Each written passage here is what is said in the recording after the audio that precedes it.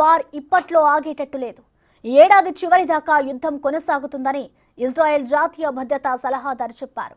Hamas వద్ద ఉన్న ఆయుధాలను సమూలంగా నాశనం చేసే వరకు యుద్ధం కొనసాగుతుందన్నారు.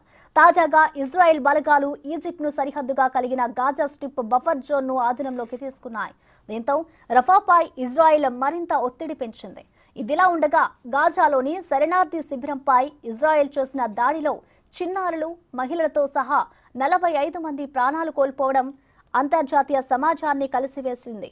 ఈ చర్యకు పెద్ద ఎత్తున విమర్శలు వెల్లువెత్తాయి.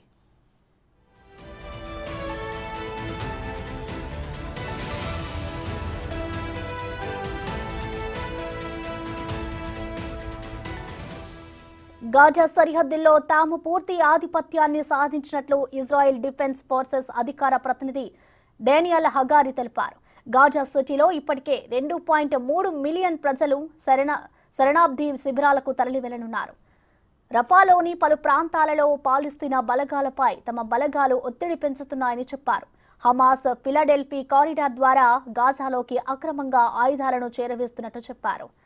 అలాగే అంతర్జాతీయ న్యాయస్థానం ఆదేశాలను సైతం ఇజ్రాయెల్ సేనలు బేఖాతారు చేస్తూ పాలస్తీనాలోని రఫా సిటీపై దాడులు చేస్తున్నాయి.